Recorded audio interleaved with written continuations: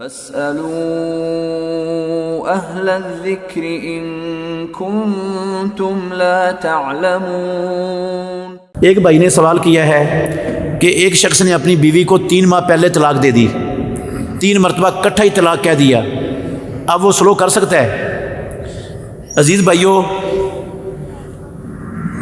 اللہ صلی اللہ علیہ وسلم کی زندگی میں، ابو بکر صدیق رضی اللہ عنہ کے دور خلافت میں، اور فاروق اعظم عمر بن الخطاب رضی اللہ عنہ کی خلافت کے ابتدائی 2 سالوں تک اگر کوئی بندہ ایک مجلس میں 3 طلاقیں دے دیتا تھا، یہ مسئلہ آپ سمجھ لیں گے تو اللہ آپ کو نفع دے گا انشاءاللہ۔ ایک مجلس میں اگر کوئی بندہ 3 طلاقیں دے دیتا تھا تو ایک ہی کاؤنٹ ہوتی تھی، وہ کتنی شمار ہوتی تھی؟ کب؟ نبی صلی اللہ علیہ وسلم کے دور میں، ابو بکر صدیق کے دور خلافت میں رضی اللہ عنہ، فاروق اعظم کی خلافت رضی اللہ عنہ کی ابتدائی 2 سالوں تک ایک مجلس کی 3 طلاقیں ایک ہی شمار ہوتی تھی، ایک ہی گنی جاتی تھی۔ اور یہ ہم سب جانتے ہیں کہ دین اللہ کے نبی کی زندگی میں مکمل ہو گیا ہے۔ آپ صلی اللہ علیہ وسلم کے بعد نہ وحی کسی پر اتری ہے اور نہ قیامت تک اترے گی، نہ وحی کسی پر اتری ہے اور نہ قیامت تک اترے گی۔ یہ تو یقینی ہے نا بات، وہی دین ہے جو رسول اللہ صلی اللہ علیہ وسلم کی زندگی میں تھا، آج بھی وہی ہے، قیامت تک وہی رہنا ہے۔ تو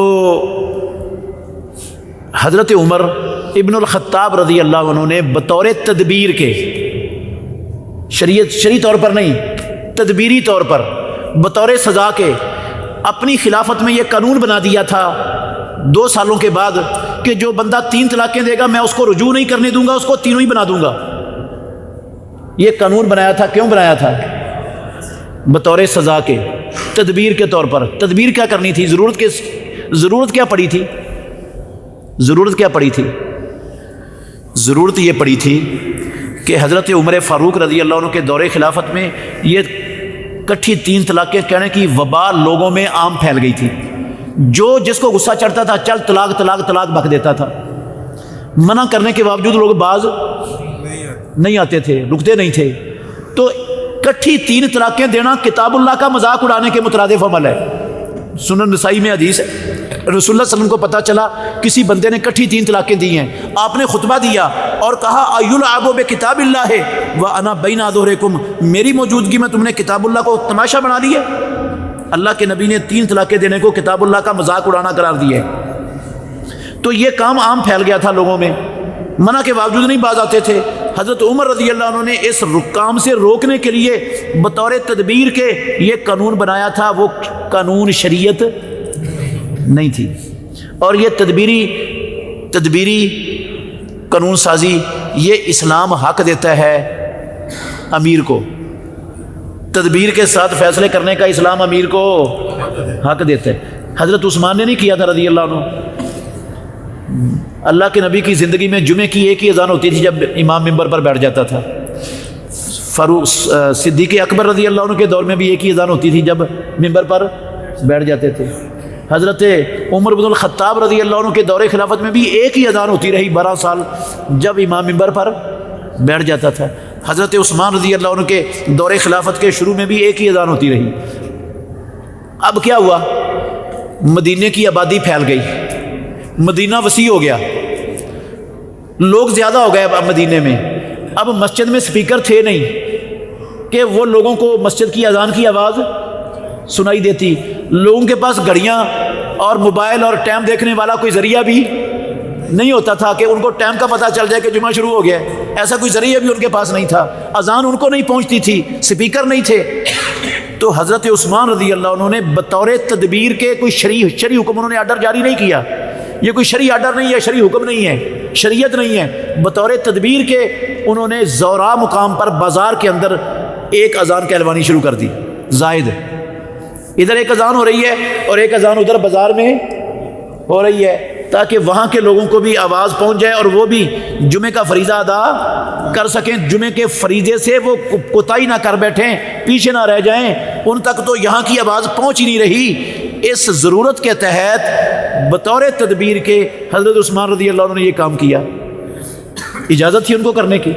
فاروق اعظم رضی اللہ عنہ نے پابندی لگا دی تھی حج تمتع کرنے پر، اللہ کے نبی نے حکم دیا تھا صحابہ کو حج تمتع کرنے کا، آپ نے زبردستی حج تمتع کروایا صحابہ سے اور کہا جو اکیلے حج کی نیت کر کے آئے وہ عمرہ کر کے احرام کھول دے، جو حج قران کی نیت کر کے آیا وہ بھی عمرہ کر کے احرام کھول دے۔ صرف وہ نہیں کھولے گا جو قربانی بھی ساتھ لے کے آئے اور حج قران کی نیت کر کے آئے، باقی سب سے آپ نے احرام کھلوا دیا اور حج تمتع کروایا۔ اور آپ نے کہا اگر مجھے پہلے پتہ چل جاتا جو مجھے بعد میں پتہ چلا ہے تو میں بھی قربانی ساتھ لے کے نہ آتا، میں بھی عمرہ کر کے احرام کھول دیتا، پھر 8 ذوالحجہ کو احرام باندھ کر پھر میں حج کرتا۔ تو کروایا نا اللہ کے نبی نے۔ حضرت عمر رضی اللہ عنہ نے اپنے دور میں پابندی لگا دی کہ حج و تمتع کوئی نہیں کرے گا۔ کیوں لگائی؟ شریعت بدل گئی؟ بدل دی؟ نہیں، نہ شریعت بدلی، نہ وہ بدلنے کے مجاز تھے، نہ انہوں نے ایسا کوئی سوچا تھا۔ انہوں نے بطور تدبیر کے یہ پابندی لگائی۔ تدبیر کیا تھی؟ مسئلہ یہ تھا کہ لوگ حج پر آتے تھے اور ساتھ ہی عمرہ بھی کر کے چلے جاتے تھے اور پھر سارا سال بیت اللہ بے آباد رہتا تھا، وہاں کوئی بھی نہیں ہوتا تھا طواف کرنے والا، عبادت کرنے والا۔ تو انہوں نے کہا کہ ان پر پابندی لگائے نا کہ حج کے ساتھ عمرہ نہیں کرنا، تو سال میں 1 مرتبہ حج کرنے کے لیے آئیں گے، 1 مرتبہ عمرہ کرنے کے لیے آئیں گے، تو اس طرح مکے کی آبادی کیا ہو جائے گی؟ بڑھ جائے گی۔ اس تدبیر کی خاطر انہوں نے پابندی لگا دی۔ وہ شریعت تو نہیں نا بنی وہ۔ ایسے ہی حضرت عمر رضی اللہ عنہ نے یہ 3 طلاقوں کو ایک قرار دے دیا۔ یہ کوئی شرعی حکم نہیں ہے، یہ تدبیری اور تعزیری حکم تھا، لوگوں کو ایک غلط کام سے روکنے کے لیے تھا۔ شریعت وہی تھی جو اللہ کے نبی کی زندگی میں مکمل ہو گئی اور قیامت تک جو چلنی ہے، جس کے اندر کسی کو ترمیم اور اضافے کا حق نہیں ہے۔ تو ایک طلاق ہوئی ہے یہ جو 3 مرتبہ اس نے کہا ہے۔ اس کے بعد اللہ نے سورہ توبہ کی 228 نمبر آیت میں بندے کو طلاق دینے والے کو حق دیا ہے، وہ 3 قروء سے کے اندر رجوع کر سکتا ہے۔ قروء کہتے ہیں حیض کو۔ آج طلاق دی ہے، اس کے بعد 3 حیض انتظار کرنا پڑے گا عورت کو۔ جب تیسرا حیض اس کا ختم ہو جائے گا، پہلا حیض ختم ہوا طلاق کے بعد، دوسرا ختم ہوا، تیسرا ختم ہوا، تو اس کے بعد اس کی عدت مکمل ہو گئی۔ اسی 1 مرتبہ طلاق کہنے سے ہی وہ عورت اسلام میں آزاد ہے۔